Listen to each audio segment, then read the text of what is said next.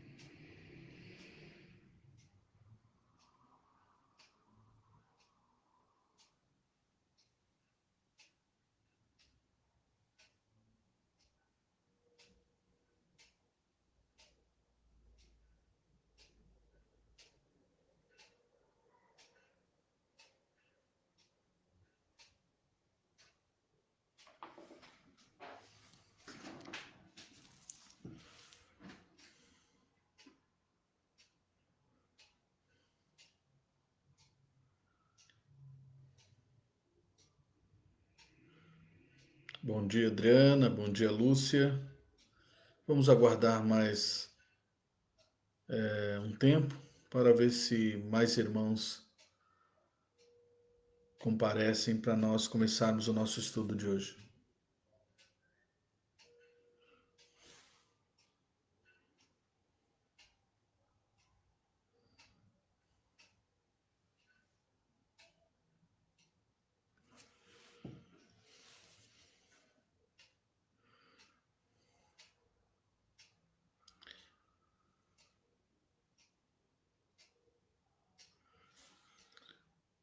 Vamos iniciar então? Vamos orar a Deus.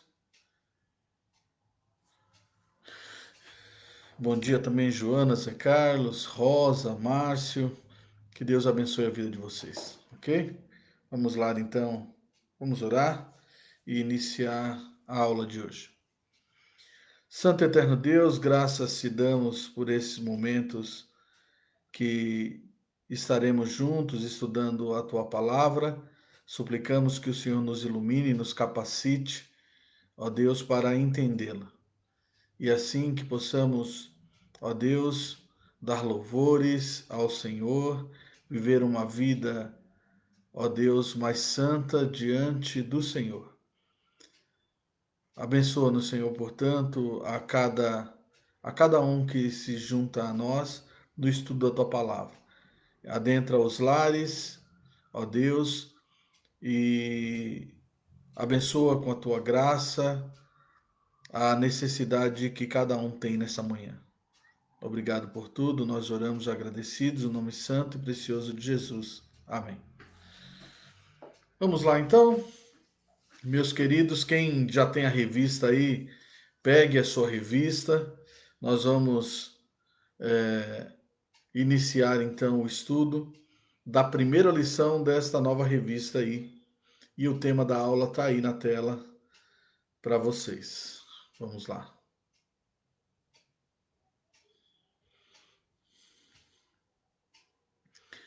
Vamos começar então, né? Os textos de fato são grandes para a nossa leitura, mas vamos fazer o máximo aqui para ler pelo menos uma parte do texto, não é?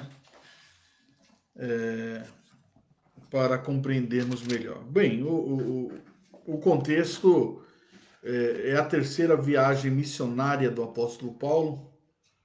Ele está se despedindo dos irmãos.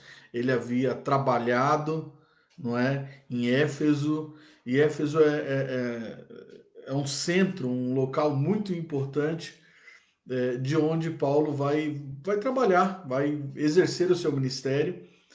E aquelas igrejas que vão surgir, inclusive algumas delas serão alvos dessas cartas do Apocalipse, foram ensejadas pelo próprio apóstolo Paulo, pelo seu trabalho, pelo seu ministério. Algumas não diretamente ele mesmo fundou, mas aquelas pessoas que tiveram o contato de ouvi-lo, de ouvir a palavra de Deus que ele pregava, tá certo? Então, o apóstolo Paulo é muito importante para o cristianismo. É, aquela época, né? E aquele local, mais especificamente a cidade de Éfeso, que era um grande local, um grande centro, na época, foi muito importante para tudo que temos hoje no cristianismo, tá certo? Então vamos lá. Abra sua Bíblia em Atos capítulo 18, a partir do verso 24. Nós não leremos tudo, senão não tem tempo de dar toda a lição aí. Você deve ler em casa os textos, né? Principalmente esse texto maior, o texto principal. Atos 18, o 24 em diante. Então eu vou ler esse primeiro até o início do capítulo 19, tá bom? Diz assim: Nesse meio tempo chegou a Éfeso um judeu natural de Alexandria chamado Apolo, homem eloquente e poderoso nas escrituras. Era ele instruído no caminho do Senhor e, sendo fervoroso de espírito, falava e ensinava com precisão a respeito de Jesus, conhecendo apenas o batismo de João. Nós não sabemos como Apolo, né, esse homem que Lucas diz que ele era eloquente, poderoso nas escrituras, ele se converteu ao cristianismo. Fato é que ele era um grande líder da igreja do passado, da época de Paulo, mas ele não conhecia tudo sobre Jesus, né? Ainda lhe faltava alguma coisa, como nós veremos a seguir nos versos a seguir. Veja lá, verso 26. Ele, pois, começou a falar ousadamente na sinagoga. A sinagoga tem um papel muito especial dentro do cristianismo antigo. Nós vamos falar um pouquinho sobre a sinagoga também. Ouvindo, porém, Priscila e Áquila, tomaram-no consigo e com mais exatidão lhe expuseram o caminho de Deus. Veja vocês, Priscila e Áquila eram líderes da igreja do passado que Paulo tinha deixado ali em Éfeso, né? Porque ele precisou se ausentar para ir em Jerusalém. E eles então pegaram esse Apolo, viram que era um homem eloquente, poderoso nas escrituras, mas que precisava ainda de conhecer um pouco mais, principalmente sobre Jesus Cristo, sobre a obra de Jesus Cristo, não é? E eles fizeram isso, fizeram esse trabalho com esse líder, e depois esse líder vai evangelizar a Acaia. É o que nós veremos a partir do verso 27 aqui do capítulo 18 de Atos. Querendo ele percorrer a Acaia, animaram-no os irmãos e escreveram aos discípulos para o receberem. Tendo chegado, auxiliou muito aquele que, mediante a graça, haviam crido. Então, esse é o ministério de Apolo. Verso 28. Porque com grande poder convencia publicamente os judeus, provando por meio das escrituras que o Cristo é Jesus. Olha só. Então, já era um crente, mas depois de estudar ainda mais com Apolo com Áquila e Priscila, Apolo se tornou um grande servo de Deus aí, sendo um instrumento de Deus para pastorear as igrejas ali mesmo, né? Ensinar os cristãos sobre Cristo, né? Que o Cristo, o Messias, o prometido, ele era Jesus, tá certo? Então, esses versículos para a gente começar a entender aqui a nossa aula. Bom, vocês estão vendo aí a revista Expressão, Igrejas em Apuros, lições das 7 igrejas do Apocalipse. Essa é a nova revista que estamos começando, irmãos. É bom que você leia as lições antes da nossa lição aqui no domingo de manhã, né? Tenta ler durante a semana os textos, a aula, anota, rabisca a sua revista mesmo, né? para que, se tiver alguma pergunta, a gente possa esclarecer aqui na aula. E manda, envia durante a semana as suas dúvidas, as suas questões, e também aqui durante a aula no nosso chat aí, onde se coloca ali as saudações. Bom, o tema da revista, da aula de hoje é O Cristianismo Ameaçado, Ataques de Dentro e de Fora, Atos 18, 24 a 20, 38. Então, como eu disse, o contexto é ali o finalzinho é, do ministério de Paulo, né? Principalmente em Éfeso. Depois ele vai ele vai chegar em Jerusalém ele vai ser preso, vai para Roma, né? Toda aquela história que eu creio que vocês conhecem. Mas isso é importante porque foi no ministério de Paulo que a maioria das igrejas ali da Ásia foram fundadas, né?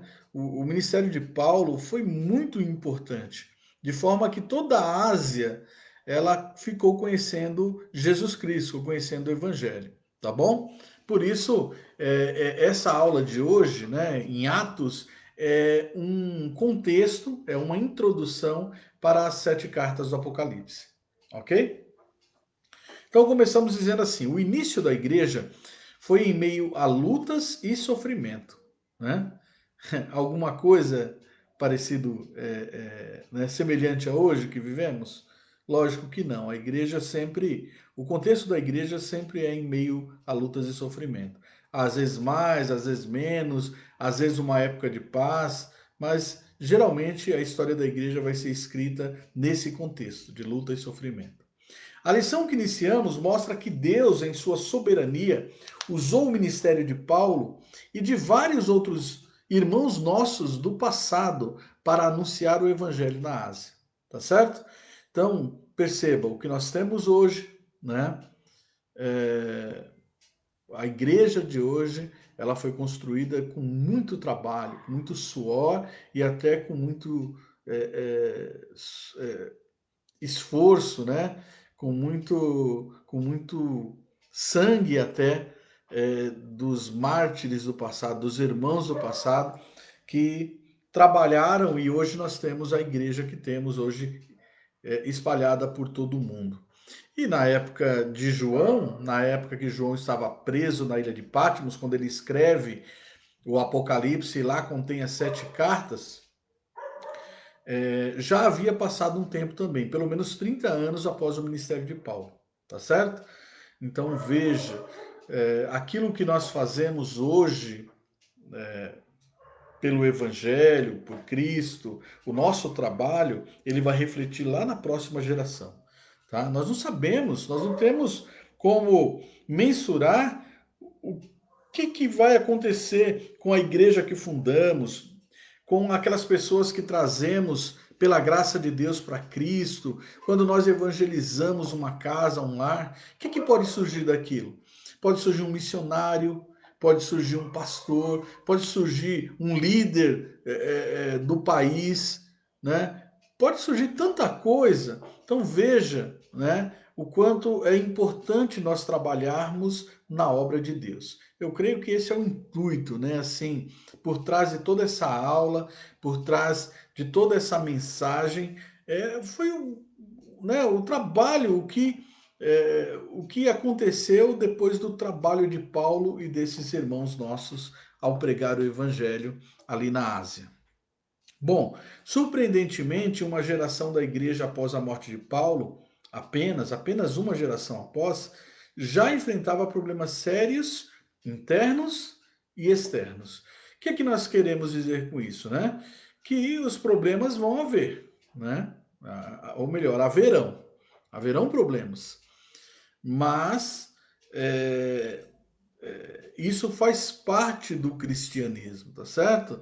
Lá no início eles enfrentaram lutas e sofrimentos e agora também nós enfrentamos, como os crentes da segunda geração, que foi da época de João, já enfrentava sérios problemas, lutas, perseguições, etc. Então vamos lá. Aí nós vemos um mapa das 7 igrejas.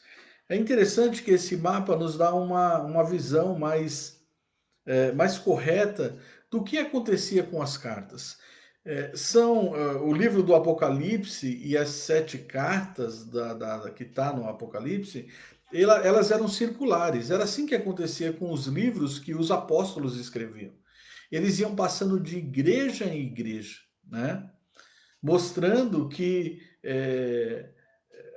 todos deveriam conhecer a mensagem de Deus, não é? Muitas vezes uma carta ela era destinada a uma igreja, mas isso não quer dizer que era somente aquela igreja, porque a palavra de Deus ela tem um alcance assim para todas as igrejas, para todos os filhos de Deus, correto? Então nós vemos aí, né? Aí nesse mapa aí a circulação das cartas. Bom, a ilha de Patmos. João recebeu a visão e escreveu o Apocalipse enquanto estava exilado nesta ilha do mar Egeu, né? Vamos ver lá Apocalipse capítulo 1, verso 1 e 9. Vamos lá. Abra sua Bíblia, Apocalipse 1, versículo 1 e depois o versículo 9. Olha lá. Ah, Apocalipse 1. Revelação de Jesus Cristo que Deus lhe deu para mostrar aos seus servos as coisas que em breve devem acontecer. E que ele, enviando por intermédio do seu anjo, notificou ao seu servo João. Verso 9. Eu, João, irmão vosso e companheiro na tribulação, percebam que estava havendo tribulação na época de João, uma das tribulações era ele mesmo preso ali na ilha de Patmos. No reino e na perseverança em Jesus, achei-me na ilha chamada Patmos, por causa da palavra de Deus e do testemunho de Jesus. Ou seja, ele estava preso, não é? Sob a acusação de pregar a Jesus Cristo, de testemunhar sobre Jesus Cristo, o que era uma ameaça aos romanos e aos judeus da época, tá certo? E aos gentios também, porque Jesus Cristo, ele era Rei dos Reis e Senhor dos Senhores. Os apóstolos proclamavam isso, criam nisso. Então, eles temiam, né, uma insurreição dos cristãos no local onde o cristianismo chegava, tá certo? Daí, então, João está preso ali, não é? De um lado, por causa da religião, os judeus temiam que o cristianismo crescesse mais do que o judaísmo, o que veio a acontecer, né? E os líderes da época, os políticos, os governadores, eles temiam que o cristianismo, né, tivesse um rei que não fosse o rei deles, principalmente o Império Romano. Correto? Então vamos lá.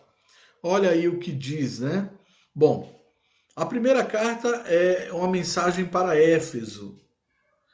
E aí o mapa nosso ele vai destacar uma parte dessa mensagem a cada igreja do Apocalipse. Então a primeira igreja é Éfeso. Éfeso é o ponto de partida. Mensagem para Éfeso: abandonaste o teu primeiro amor. Está lá em Apocalipse 2:4. A segunda igreja é Esmirna.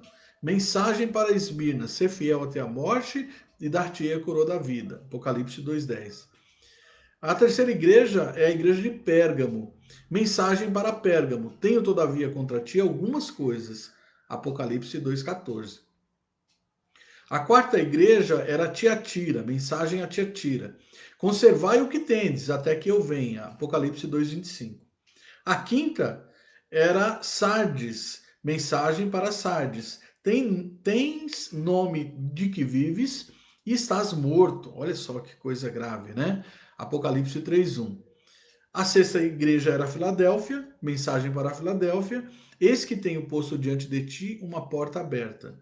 Apocalipse 3:8. E a última das igrejas era Laodiceia, mensagem para Laodiceia: nem és frio nem quente.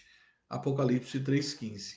Então, essas cartas eram circulares e elas deveriam passar por todas as igrejas, mesmo porque essas nós.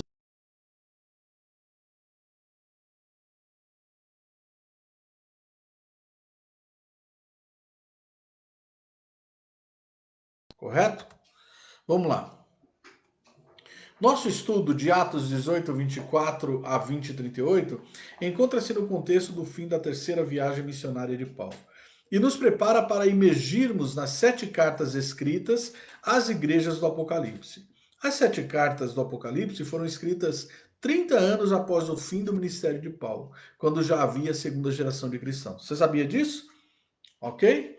Então, veja, Paulo já está acabando, já tinha escrito suas cartas, já tinha acabado seu ministério, mesmo porque João vai ser o último apóstolo a morrer, né? E ele vai morrer de idade mesmo, ele não vai ser assassinado. No ano 96 ele vai ser liberto da ilha de Patmos e ele vai morar em Éfeso, provavelmente o local da sua morte em Éfeso, tá certo? Bom, então João, o último apóstolo a morrer, estava exilado na ilha de Patmos, sob o poder do imperador romano Domiciano, por volta do ano 95 depois de Cristo. Mais uma vez, os cristãos estavam sendo perseguidos e condenados. Olha lá, né? Eu já li o 9, né? Eu já li o 9. Então, João fala que ele está preso ali na ilha de Patmos por causa do testemunho, né? Do testemunho dele acerca de Jesus, tá bom? O problema, no entanto, não era somente a perseguição romana aos cristãos, mas pelo conteúdo das 7 cartas, deduzimos que a fidelidade dos cristãos a Deus estava abalada. Olha só que lição aí. Em momentos de crise, a igreja tem que tomar cuidado. Por quê? Porque o ânimo da igreja pode esmorecer. E muitos irmãozinhos nossos podem, assim, né, decair da fé e até mesmo chegar a se desviar. Não é? Então tem que ter muito cuidado. E aí, uma palavra pastoral minha é para que você se importe com o seu irmão que está próximo de você. Se a gente fizer isso, a gente vai fazer uma corrente assim inquebrável, né? Eu cuido de alguém, eu ligo para essa pessoa, eu oro por essa pessoa. Se essa pessoa ora por outra e liga para outra pessoa e cuida de outra pessoa, né? Isso vai fazendo em nosso meio até se fechar a corrente, até que alguém possa orar por mim e cuidar da minha vida também.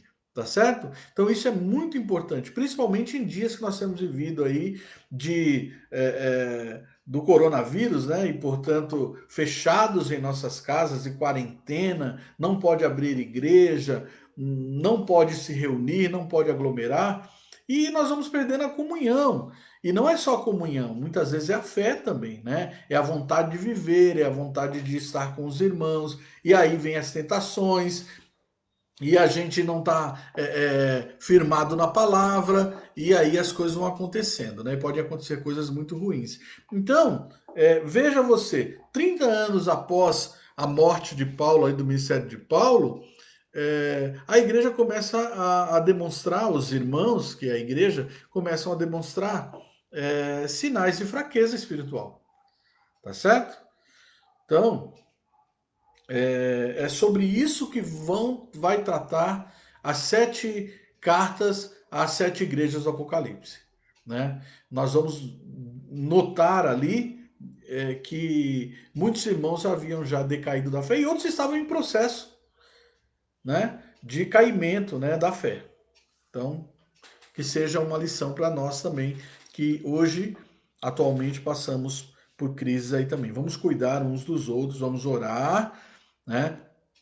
E até possível visitar, com todos os cuidados, com máscara, com álcool em gel, com distanciamento, né? Se você puder ir na porta do seu irmão, ver como ele está, né? Perguntar ao jovem, aquele que está sumidinho, aquele que não entra na rede social, aquele que não fala nada, faça isso, ok? Faça isso, né? Com todo o cuidado, sem quebrar os protocolos, dá para a gente se importar uns com os outros, tá certo? Vamos atender essa palavra pastoral aí. Bom, então retomando aqui nosso terceiro parágrafo, diz assim: o problema, no entanto, não era somente a perseguição romana aos cristãos, mas pelo conteúdo das 7 cartas, deduzimos que a fidelidade dos cristãos a Deus estava abalada. Apenas as igrejas de Esmirna e Filadélfia não recebem reprovação. Nas cartas, ao passo que Sardes e Laodiceia não recebem qualquer elogio. As demais, Tiatira, Pérgamo e Éfeso, recebem tanto elogios quanto repreensões.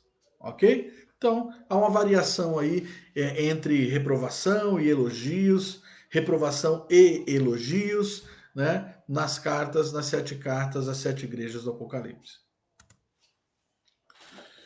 Eu vou voltar lá no nosso site, ver se tem alguma pergunta, porque eu tenho que sair daqui. Infelizmente, não dá para fazer as duas coisas ao mesmo tempo no Facebook.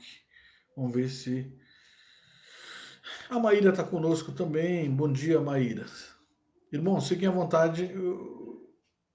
Ah, o Alaerte também. A internet está muito ruim, já estou conseguindo assistir. Que bom, Alaerte. Deus abençoe, viu? A minha também está travando muito. Que coisa, né, gente? É, a minha agora há pouco também estava assim. Bom dia, Taíde, também. Maíra, Taíde. Vídeo travando, muito ruim. Nós estamos travando muito. Que pena, Laerte. Irmão, tenta voltar um pouquinho o vídeo, aí dá tempo de carregar e não trava. Fiz isso aqui e deu certo, não está travando mais. Que bom. Os slides não estão mudando. Vamos ver. Vamos lá, voltar. Vamos voltar ao nosso. Vamos ver aqui se resolve aqui, Maíra. Tá bom? Não está mudando aí ainda os slides? Eu já estou no quarto slide. Estou no quarto slide. Bom, vamos tentar continuar aqui. A internet tá ruim em todo lugar, né? Não deixaram a igreja abrir, parece que daqui uns dias não querem que seja transmitido também. Bom, estamos falando justamente disso, né? Das perseguições da igreja, das lutas da igreja em todas as épocas, ok? Então vamos ver agora, aqui nesse primeiro ponto, a importância de Éfeso no ministério de Paulo, né? Como eu disse, Éfeso foi um centro, né?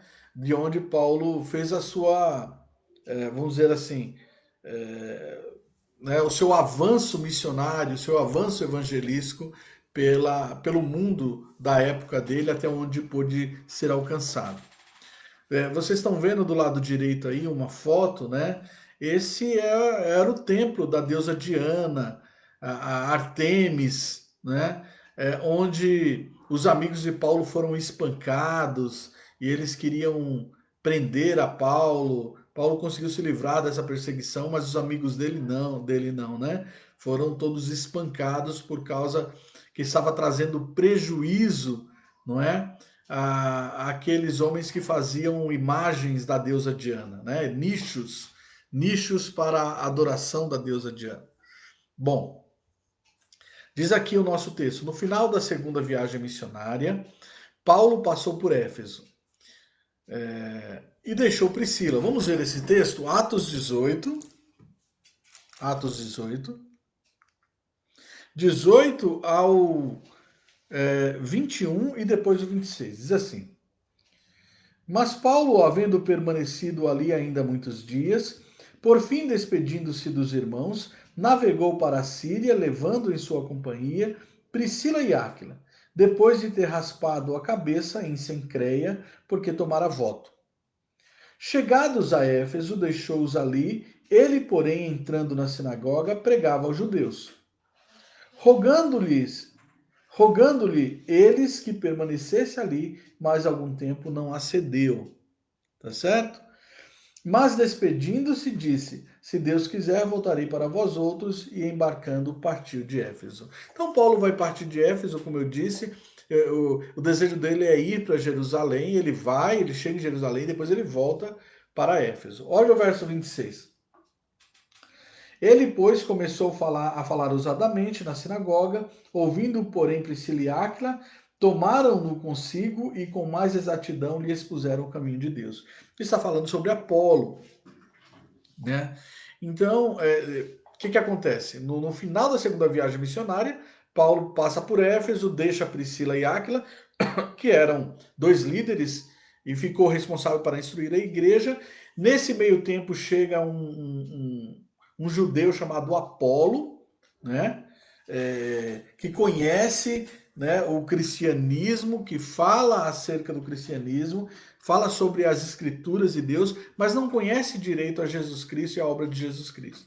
Então, ele vai ser preparado, tá certo? Ele vai ser preparado por Priscila e Áquila e depois ele vai sair para evangelizar a Acaia. Bom, Paulo retorna para Éfeso após ter passado por várias cidades confirmando os discípulos. Veja lá, Atos ainda 18, a partir do verso 22 agora. Chegando a Cesareia, desembarcou subindo a Jerusalém, e tendo saudado a igreja, desceu para Antioquia. Havendo passado ali algum tempo, saiu atravessando sucessivamente a região da Galácia e Frígia, confirmando todos os discípulos. Tá certo? Então Paulo tá. Aí ele está terminando a segunda viagem missionária. E ele vai voltar para Éfeso. Olha o que diz aí o início do verso 20, do verso 24. No meio desse tempo, chegou a Éfeso um judeu natural de Alexandria, chamado Apolo, homem eloquente e poderoso nas escrituras. Né? Ele era judeu também. Lembrando, irmãos, que judeu podia ter de várias nacionalidades. O judeu ele não era somente israelita. Porque desde que os judeus começaram a ser perseguidos, e isso desde o Antigo Testamento já tinha acontecido, né? Eles se espalharam pelo mundo inteiro, né? São a dispersão lá que fala, né? Então eles saíram pelo mundo. Então, de forma que há judeus gregos, há judeus israelitas, naturalmente, há judeus, hoje em dia, né, no mundo moderno, há judeus americanos, há judeus brasileiros, há judeus espanhóis e assim, porque o judaísmo é uma religião, certo? Uma religião que também é um povo, povo de Deus, né? Que junto com a igreja compõe o povo de Deus, né? Hoje em dia o judeu e a igreja, o judeu convertido, né? Chamado de judeu messiânico, um movimento chamado messianismo judaico, juntamente com a igreja é o povo de Deus na Terra, tá certo? Então judeu há em todos. Agora, há judeus, hoje em dia já há judeus cristãos e há judeus que não são cristãos, né, ainda estão ali vivendo as profecias do Antigo Testamento, porque eles não creem na vinda do Messias, que é Jesus Cristo. Mas enfim, essa é outra história. O que precisamos atentar agora é que esse judeu, né, ele vem para ajudar, Deus levanta ele para ajudar o trabalho de Paulo, de Áquila, de Priscila, né, pregando o evangelho ali na Ásia, né, e Paulo nem chega a cruzar com ele, tá bom? Nesse momento do seu ministério. Vamos lá, irmão. Vamos lá, tá dando para entender? Qualquer dúvida aí, por favor, coloque, faça sua pergunta para que a gente possa responder. Espero que tenha melhorado a internet aí para nós e para vocês. Bom, Paulo retorna então para Éfeso após ter passado por várias cidades confirmando os discípulos. Nós vimos aí até o verso 23, certo? Veja também o capítulo 19, verso 1. Aconteceu que, estando Apolo em Corinto, Paulo, tendo passado pelas regiões mais altas, chegou a Éfeso e achando ali alguns discípulos. Então, vai continuar a história aqui, que Paulo vai vir, vamos dizer assim, fechando o trabalho que Apolo tinha feito antes de conhecer a obra de Jesus Cristo. Porque Apolo, apesar de ser muito dedicado, ele não tinha todo o conhecimento do Evangelho. Né? Então ele batizava ainda no batismo de João Batista, que era um batismo tão somente sobre o arrependimento de pecado. A pessoa se arrependia e era batizada. Mas ela não aceitava Jesus Cristo, ela não sabia da obra do Espírito Santo. Né? Então, o batismo ele pressupõe conhecimento, que a pessoa conhece, né? Por isso que o batismo ele é realizado nos adultos junto com a confissão de fé. O batismo pressupõe que você crê e você aceita aquela fé. Tá certo? Então faltava um complemento na obra que Apolo tinha realizado e que Paulo, agora passando por onde ele havia passado, eles falaram acerca de Apolo, que tinha conhecido o cristianismo, tinha conhecido a Deus acerca de Apolo, mas que não tinha esse conhecimento nem do Espírito Santo, nem da obra de Jesus. E Paulo então faz isso e batiza agora com o batismo cristão. Tá certo? Então, quando Paulo ele retorna para Éfeso, ele vai completar essa obra que Apolo havia feito. Né? Então veja, irmãos, como é importante, né? Apesar de Apolo ser elogiado aqui como um homem poderoso, eloquente nas Escrituras, ainda lhe faltava conhecimento da obra de Cristo. E aí nós fazemos uma aplicação aqui, né? Nos nossos dias nós conhecemos homens também tão poderosos, homens até muitas vezes eloquentes, falam bem, mas que não conhecem a Jesus Cristo.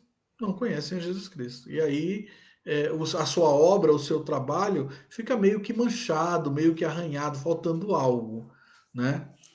É óbvio que Apolo não fazia isso propositadamente, né? Depois de conhecer Áquila e Priscila e serem instruídos por ele pôde fazer a obra agora corretamente, tá bom? Então, é muito importante que conhecemos o caminho da salvação, conhecemos o cristianismo, a história do cristianismo, né? As doutrinas acerca de Jesus Cristo, a cristologia, para que possamos orientar as pessoas corretamente, né?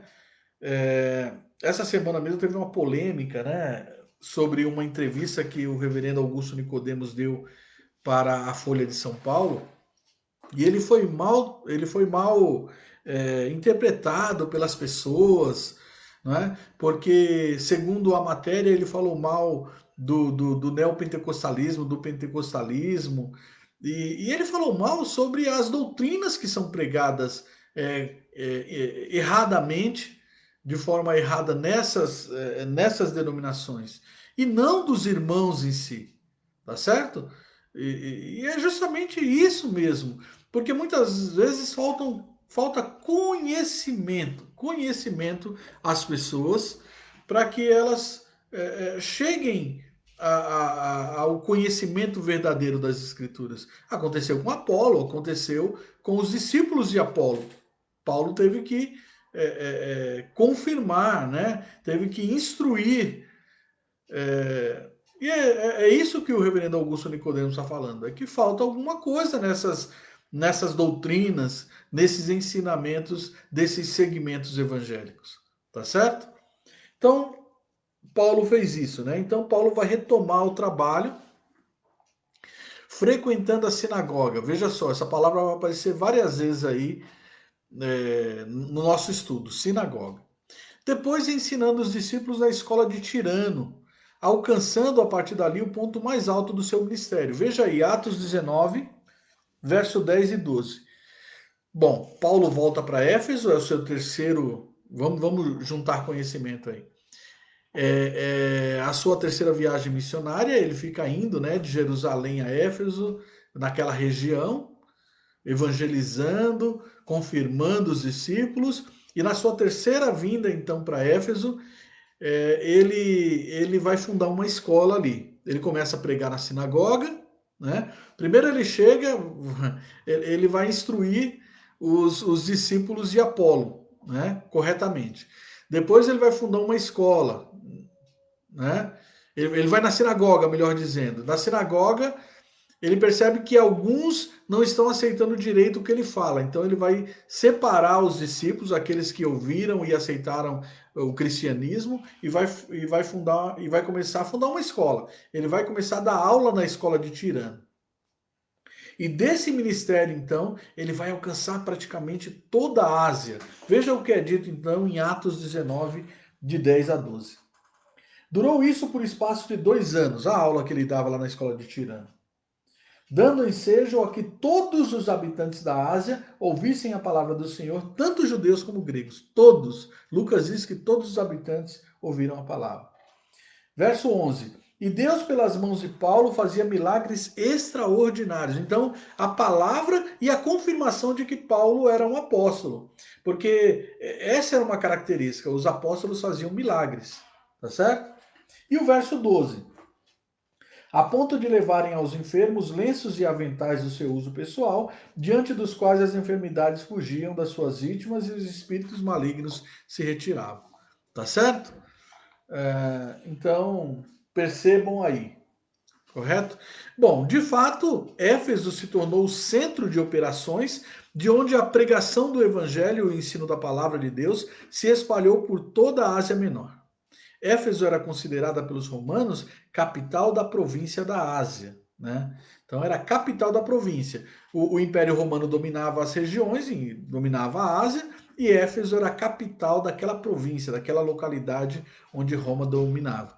Hoje é a atual Turquia, tá certo? Turquia Ocidental. Uma atenção especial deve ser dada à sinagoga, veja aí, Atos 19, verso 8. Durante 3 meses, Paulo frequentou a sinagoga, onde falava ousadamente, dissertando e persuadindo com respeito ao reino de Deus. A sinagoga era o local onde Paulo exerceu boa parte do seu ministério. As sinagogas serviam de tríplice propósito, irmãos, né? Adoração, educação e governo da vida civil. Então era um local. Nem o Antigo nem o Novo Testamento fornecem informação da origem das sinagogas, e nem mesmo os livros apócrifos citam o incêndio delas causado por Antíoco Epifânio, ao fim do período intertestamentário. Sabe qual que é o período intertestamentário? Aquelas páginas em branco que divide os dois testamentos, o Antigo e o Novo. Ali houve um período de 400 anos, né? Chamado de período intertestamentário. Nos 2 séculos, né? Na metade desse período, mais ou menos, esse Antíoco Epifânio aí, ele tocou fogo, né, perseguiu os judeus e tocou fogo nas sinagogas, né? Mas nem os livros apócrifos que não entraram para a Bíblia, mas têm o seu valor histórico, eles relatam sobre a origem ou alguma coisa assim sobre a sinagoga, né? Muito embora alguns estudiosos digam que o Salmo 74:8 seja uma referência a essas sinagogas e a destruição dessas sinagogas nesse período. Por quê, irmãos? Muita gente não sabe, mas alguns salmos eles são, eles são agrupados somente é, no início, né, do Novo Testamento ou no final do Antigo Testamento. Porque os Salmos ele está espalhado por toda a Bíblia. Um pouco antes do Antigo, existem Salmos pré-exílicos, Salmos exílicos da época do exílio de Israel, quando eles foram levados para o cativeiro. Lembram-se disso? E Salmos pós-exílicos, depois da volta do cativeiro, né? Então, o Salmo 74:8, alguns estudiosos dizem que é uma referência à destruição das sinagogas nesse período intertestamentário. Vamos lá? Salmo 74, verso 8. Vou ler aqui para vocês. Salmo 74, verso 8. Diz assim: Disseram no seu coração, acabemos com eles de uma vez. Queimaram todos os lugares santos de Deus na terra.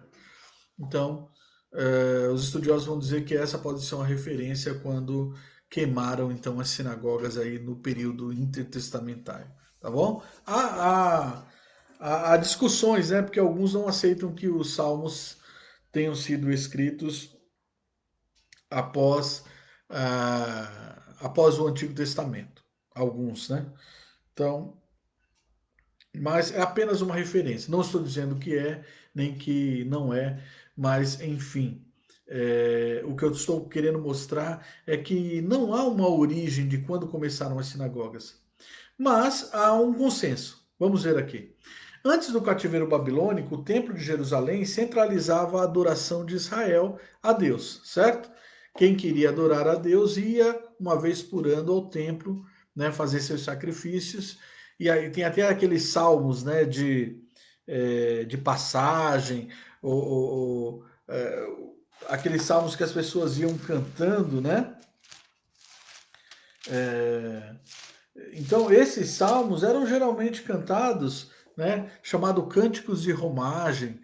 Geralmente eles eram cantados quando as pessoas iam em caravana, subiam para o templo para adorar a Deus lá uma vez por ano, tá certo? Bom, durante o exílio, quando a adoração do templo se tornou impossível, porque queimaram o templo, né?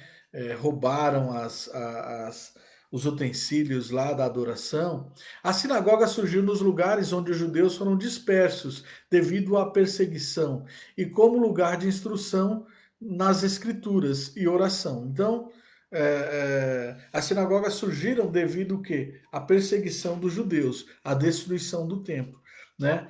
Tal é a opinião generalizada dos eruditos da Bíblia. Então, as pessoas vão dizer que foi nesse contexto que surgiram as sinagogas. Em todo lugar, né, onde o povo saía correndo, com medo, deixavam, né, as suas regiões de origem, eles fundavam uma sinagoga para terem onde adorar a Deus. Então, as igrejas, inclusive, elas são fundadas, são originadas em cima daquilo que eram as sinagogas. Só que a sinagoga tinha, né, o tríplice objetivo aí, como nós vimos. Quais eram? Adoração, educação e governo da vida civil do povo. Né? Existia uma espécie de prefeito, de alguém ali que governava a sinagoga. No Novo Testamento, nós já vamos ver que era o sumo sacerdote. Lembram-se lá de Caifás, de Anás, né, que julgaram a Jesus e condenaram a Jesus. Esses eram os principais da sinagoga. Tá certo? Vamos lá. Deixa eu ver aqui, vamos sair um pouquinho aqui. Vamos ver se tem mais alguma questão aqui no nosso.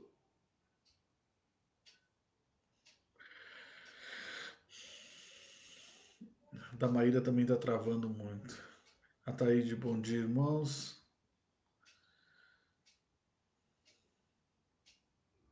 Que pena, Laerte.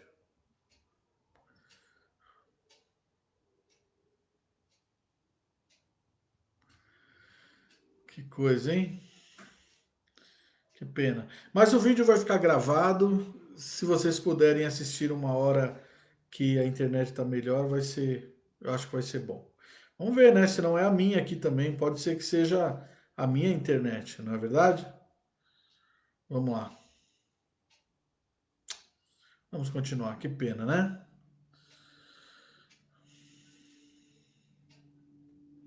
Vamos lá.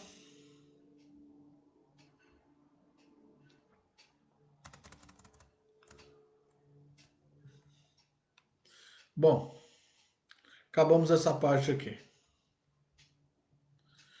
Por que as sinagogas foram pontos de evangelização dos apóstolos e de Paulo?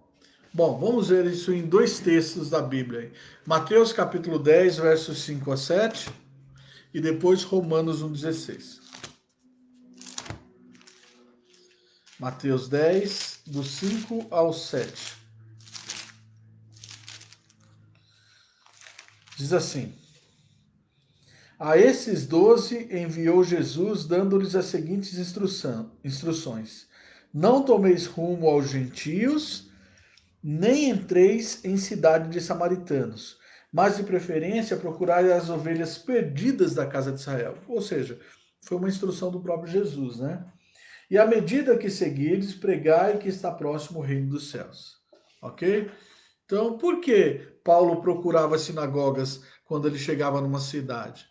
Né? Vocês estão vendo do lado aí o desenho de uma sinagoga, né? De uma ruína de uma sinagoga que até hoje ainda tem. Eu, se não me engano, é em Éfeso essa daqui, eu não tenho certeza. Mas é bem conhecida essa sinagoga aí. E hoje é apenas um espetáculo, né? De uma coisa que foi muito usada nos tempos passados. Vejam o que é dito também em Romanos 1,16, irmãos. Romanos 1,16.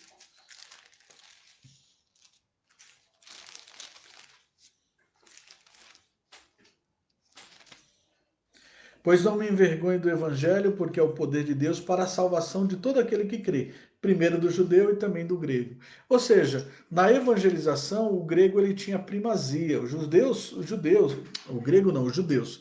Os judeus tinham primazia para receber as boas novas. Por isso, Paulo, como um servo obediente ao Senhor, sempre procurou fazer, a partir das sinagogas, né, o seu ponto de evangelização, tá certo? E todos os discípulos também. Não era só Paulo. Todos que pregavam o evangelho, eles começavam a pregar para os judeus, né? Só que não era somente para os judeus. Quando o judeu também estava saturado, ou como eles não queriam ouvir, ou obedecer, ou crer, então se virava para os gentios. Mas os primeiros a ouvirem eram eles, tá bom? Até algumas igrejas ainda têm essa prática, né, de mandar missionários para Israel para evangelizar os judeus, ou na comunidade judaica de cada país, para depois pregar para os seus vizinhos, para os seus conterrâneos. Ok? Então, essa é uma prática dos apóstolos na Escritura Sagrada. Irmãos, eu estou com medo que vocês não estejam mais nos assistindo aqui. Deixa eu ver quantos tem. Ainda tem 6 espectadores. Vamos, vão me mandando um feedback aí, tá certo? Eu quero saber se os slides já estão mudando, Maíra, se o Alaete desistiu mesmo. Mas enfim, nós temos agora marcando aqui no meu reloginho 6 espectadores apenas. Mas vamos continuar, vamos ver se a aula fica boa e fica gravada e vocês podem acessar então depois, tá bom? Mas quem puder me manda um feedback aí para ver se vale a pena terminar a aula aqui ou tem que regravar tudo de novo, né? Aí eu deixo aí na congregação para quem quiser fazer uso. Vamos lá. A minha internet parece que está normal aqui, parece, mas agora há pouco não estava mesmo não, no início da aula. Vamos lá, vamos lá. Vamos continuar aqui. Graça de Deus. Vamos lá. Bom, então abra suas Bíblias aí em Atos 13, verso 14 a 16. Atos 13, verso 14 ao 16.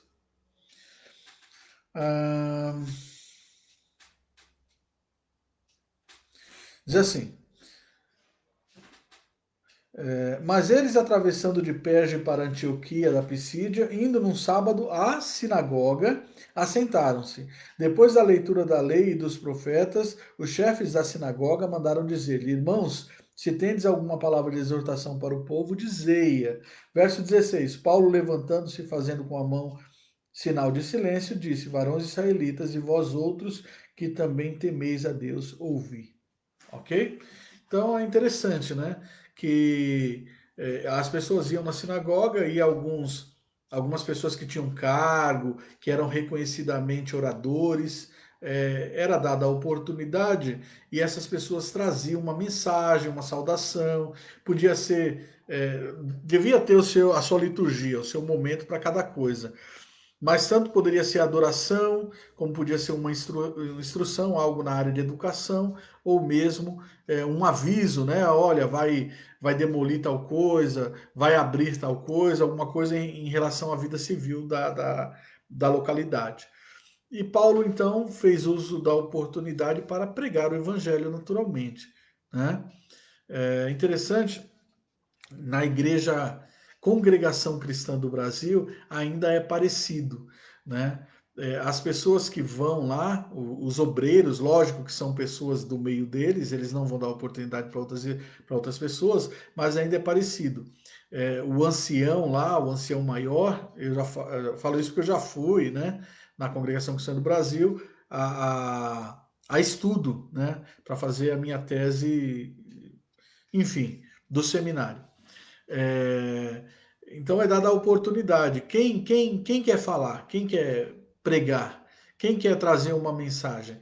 E aí alguém se levanta lá daqueles mais proeminentes da congregação e traz uma palavra no dia, né? Então eles ainda guardam esse costume que era das sinagogas, né? Bom, verso 43 e verso 44 de Atos 13. Vamos ver lá. Despedida a sinagoga, muitos dos judeus e dos prosélitos piedosos Seguiram Paulo e Barnabé, e esses falando-lhes o persuadiram a perseverar na graça de Deus. No sábado seguinte, afluiu quase toda a cidade para ouvir a palavra de Deus. Desculpa, irmãos. Veja aí. Então, onde que acontece isso? Em Antioquia. Em Antioquia, não é em Jerusalém. Então, como eu disse, as sinagogas se espalharam ali, né? Quando o povo judeu saiu das perseguições, e houve várias perseguições ao povo judeu, eles iam fundando esses lugares que consolidava, né, unia aquela comunidade em outro país, em outra região. Né? Então Paulo agora estava na Antioquia e ele usou a palavra nessa sinagoga para levar a palavra de Deus. Porém, quando os judeus rejeitavam o evangelho, né, os discípulos voltavam para os gentios. Né? Então, por que se fala tanto em sinagoga? Porque era o principal local onde os judeus se reuniam e o evangelho tem que ser pregado primeiro para o judeu. Era uma ordem de Jesus para a época. Né? Primeiro, ide as ovelhas de Israel. Né? E em segundo lugar, então, os gentios. Então, quando os judeus, como eu falei, estavam saturados, não queriam mais ouvir a palavra, então se dedicava tempo à evangelização dos gentios. Atos 13, 44 a 46. Veja aí o que diz. Novamente 44, né? No sábado seguinte, afluiu quase toda a cidade para ouvir a palavra de Deus, mas os judeus, vendo as multidões, tomaram-se de inveja e, blasfemando, contradiziam o que Paulo falava. Então Paulo e Barnabé, falando ousadamente, disseram: cumpria que a vós outros, em primeiro lugar, fosse pregada a palavra de Deus. Mas posto que a rejeitais e a vós mesmos vos julgais indignos da vida eterna, eis aí que nos volvemos para os gentios. Nossa, palavra dura, né? Mas aí nós vemos isso que foi dito já. Além do dever de Paulo de evangelizar primeiramente os judeus, ele sentia um grande amor pelas almas dos seus compatriotas. Né? Então, além do dever, existia o amor de Paulo. Então, ele fazia isso com muita dedicação, nós acreditamos. Né? Paulo, ele tinha sido judeu, ele tinha um carinho, um amor especial pelos judeus, né? E desejava então que esses compatriotas também fossem salvos. Vamos ver Romanos 9, de 1 a 5, e depois o 10, de 1 a 2. Romanos 9, de 1 a 5. Olha aí o que diz. Digo a verdade em Cristo, não minto, testemunhando comigo no Espírito Santo, a minha própria consciência. Tenho grande tristeza, incessante dor no coração, porque eu mesmo desejaria ser anátema, separado de Cristo, por amor de meus irmãos, meus compatriotas segundo a carne. São israelitas, pertence-lhes a adoção e também a glória, as alianças, a legislação, o culto e as promessas. Deles são os patriarcas e também deles descende o Cristo, segundo a carne, o qual é sobre todos, Deus bendito para todos sempre. Amém. Então ele tinha um amor por esses israelitas, né? Olha o capítulo 10, verso 1 e 2. Irmãos, a boa vontade do meu coração e a minha súplica a Deus a favor deles quem? Os israelitas, são para que sejam salvos. Porque lhes dou testemunho de que eles têm zelo por Deus, porém não com entendimento. Então Paulo desejava ardentemente que eles fossem salvos, né? E já tinha assim dentro dos seus ensinamentos pregar primeiro para eles, só que Paulo não se prendia a isso, né? É mais ou menos quando a gente ama alguém, né? A gente deve pregar primeiro para aqueles que nós amamos, que estão mais próximos da gente, a nossa família, né? É inconcebível ter um pregador, um evangelista que prega para os de fora e não prega para os de dentro. Então a gente prega para os de dentro primeiro. Agora, e se os de dentro não quiserem saber de nada do evangelho? Vamos nos abrir.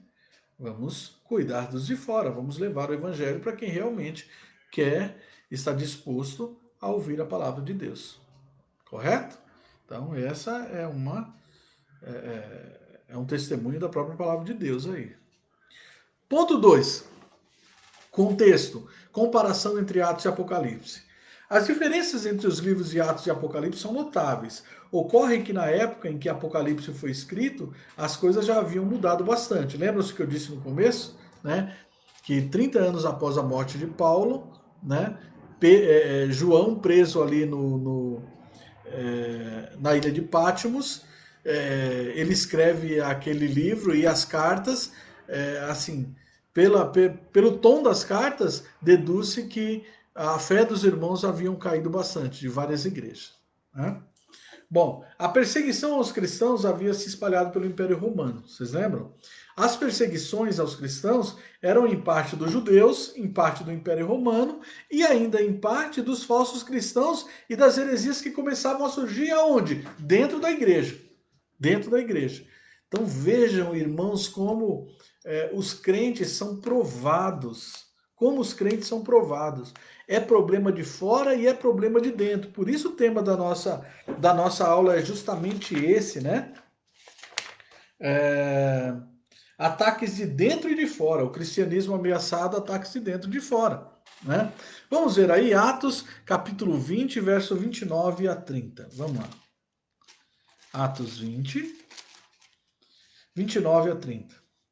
Foi quando o apóstolo Paulo estava se despedindo da sua terceira viagem missionária, o final da sua viagem missionária, estava se despedindo dos irmãos de Éfeso, que ele achava, os presbíteros de Éfeso, que ele achava que nunca mais os veria, e de fato, ao que tudo indica, nunca mais os viu mesmo.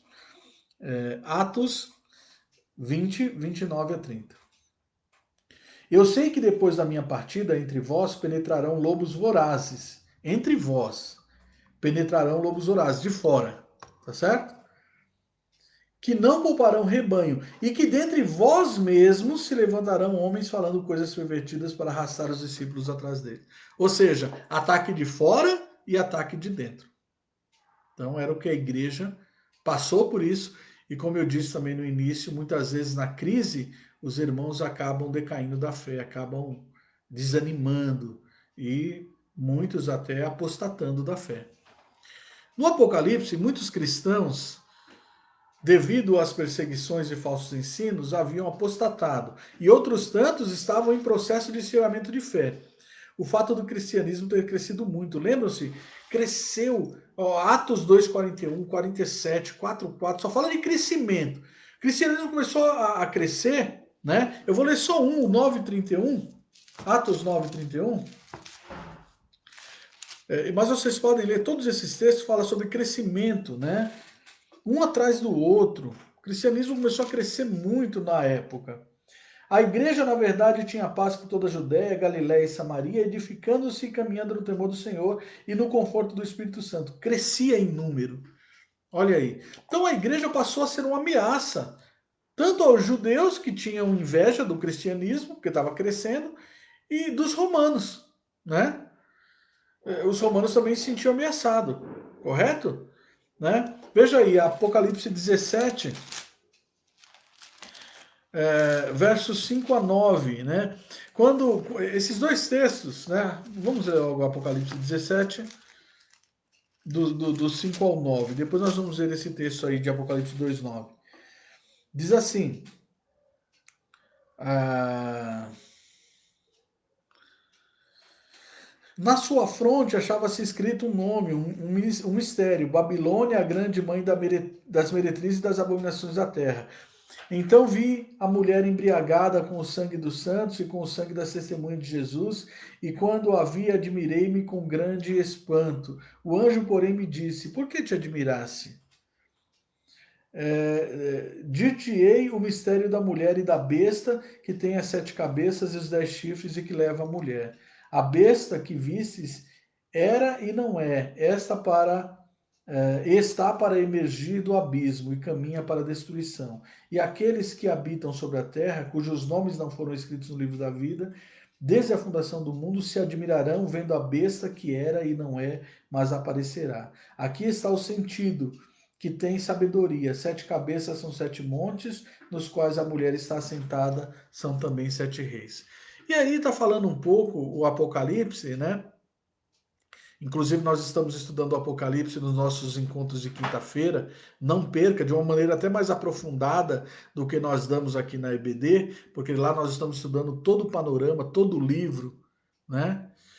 Nós vamos ver que são, na verdade, aí, personificações do mal que já ocorria na época de Atos, no início da igreja.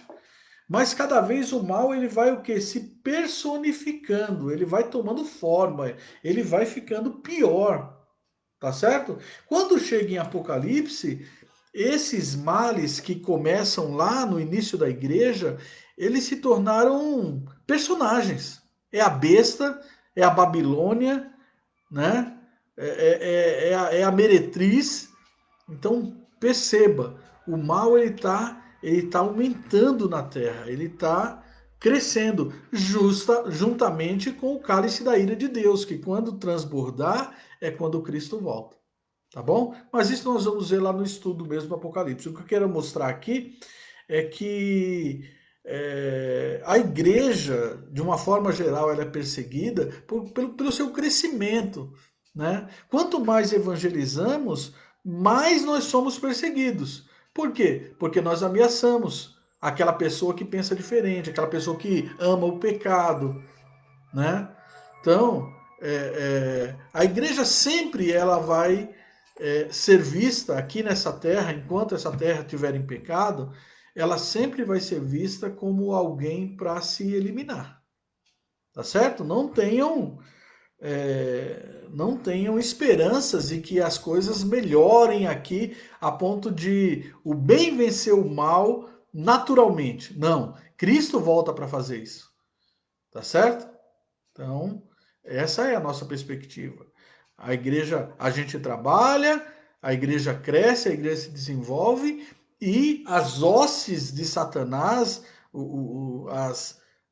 né, os males, eles aumentam para tentar sufocar a igreja, o trabalho da igreja, porque eles estão se sentindo ameaçados.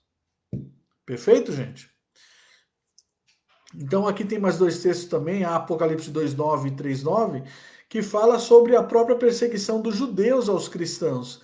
Lá em Apocalipse, alguns judeus, né, ou alguma comunidade de judeu que perseguia os cristãos é chamado de sinagoga de Satanás. Olha o termo sinagoga de novo. Né? Então, sinagoga de Satanás e não de Deus. É forte essas expressões, né? Bom, todos perseguiam, os gentios também. Atos 16, 19 a 23 e Atos 19, 23 a 27 relatam o quê? Perseguições dos gentios aos cristãos. Então, onde o cristão chegava, ele crescia. Fosse em Jerusalém, fosse na capital romana, fosse em Antioquia, em Éfeso, onde eles chegavam, o que acontecia? O evangelho crescia. E o evangelho crescendo, os crentes se multiplicando, as forças do mal se oporiam a isso e começaria uma perseguição. Então é isso que João está vivendo lá. A carta do Apocalipse, as cartas do Apocalipse, são escritas nesse contexto, um contexto de perseguição. Vale ainda dizer que ao estudar o livro de Apocalipse encontraremos a personificação dos três males, que são os aliados do dragão, né? Que assolavam os cristãos na época de João na ilha de Patmos. Esses males foram principiados ainda em Atos. Quais são? Perseguição, comprometimento moral e falso ensino. Então, nós temos lá no Apocalipse, nós temos falso profeta, porque ele ensina falsamente. Nós temos a besta e a Babilônia, né? A meretriz, que compromete moralmente os filhos de Deus, fazendo-os pecar, e a perseguição, né? Também da besta e de todos esses, né? Esses instrumentos de Satanás que perseguem a igreja, perseguem os filhos de Deus. Então isso já começou lá em Atos. Quando você lê Atos, você encontra esses três males. E quando você lê Apocalipse, você encontra isso em personagens personificados. Né? É a besta, é o falso profeta, é o anticristo, é a Babilônia. Então nós vamos ver nomes de personificações desses males que começaram já na época do apóstolo Paulo, no início da igreja. Bom, Os 3 primeiros capítulos, ou como melhor podemos chamar, primeira sessão de Apocalipse, que aborda as 7 cartas dirigidas às 7 igrejas da Ásia Menor, expressam a importância da mensagem de Deus a todas as igrejas de todos os lugares e épocas, ok? Quando nós lemos o Apocalipse aí, você vai ver que quem tiver ouvidos, ouça o que o Espírito diz à igreja. Então, o número 7, ele tem, assim, um objetivo muito especial dentro do livro de Apocalipse, que é mostrar que ali abrange a tudo, né? É uma perfeição. Inclusive, alguns escritores da Bíblia aí, alguns estudantes da Bíblia, vão dizer que é baseado lá nos 7 dias da criação, em Gênesis 2, de 2 a 3. Tá certo? Então, quando Deus fez tudo em 7 dias, né, disse que tudo era muito bom, né? Ou seja, perfeito, a criação de Deus era perfeita. Então, por isso também 7 igrejas, 7 taças, 7 selos, 7 trombetas. O número 7, né, vai aparecer bastante no livro do Apocalipse, mostrando essa perfeição, essa completude, né, essa abrangência. Então, 7 igrejas, na verdade, lembramos que elas eram circulares, né? Era um costume da época, né, de mandar as igrejas, as cartas para todas as igrejas. Veja lá, Colossenses 4,16. Abra sua Bíblia em Colossenses, capítulo 4, verso 16. Então, as cartas do Apocalipse também, apesar de direcionadas a uma igreja mais específica, ela deveria ser lida em todas as igrejas, né? Mostrando que aquelas 7 igrejas representam todas as igrejas do mundo de todas as épocas. Vamos ver, Apocalipse, Colossenses 4,16.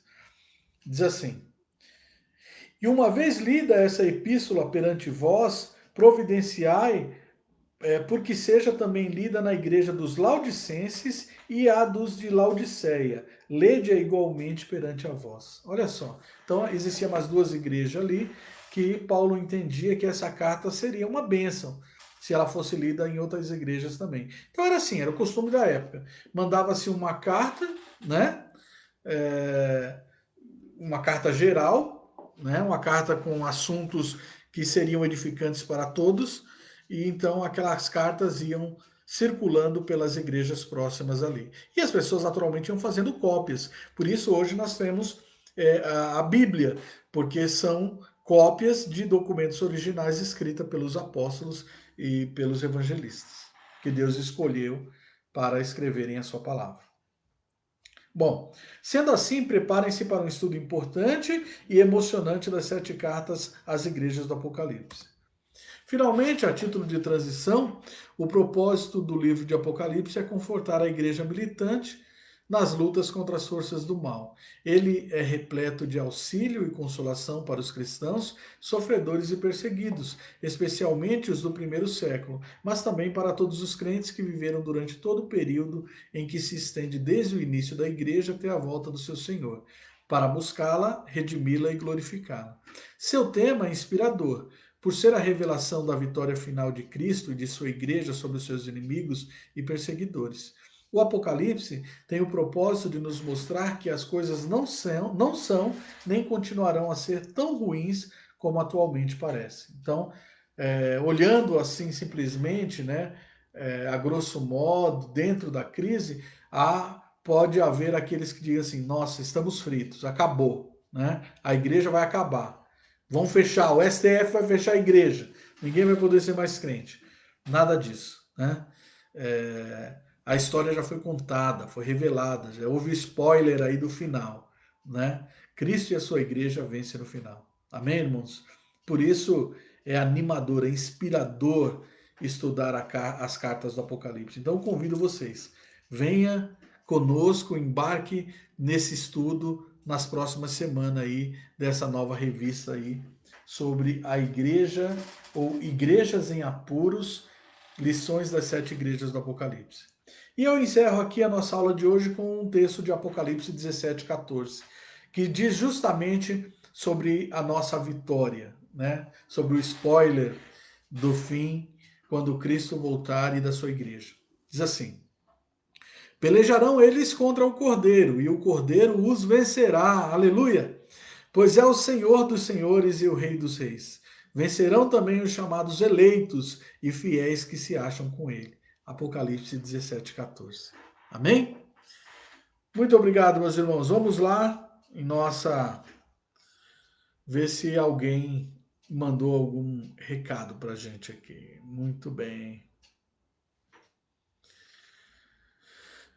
Então tá bom. A Joana conseguiu assistir bem, o Ataíde também e a Adriana também. Deus abençoe. Muito obrigado.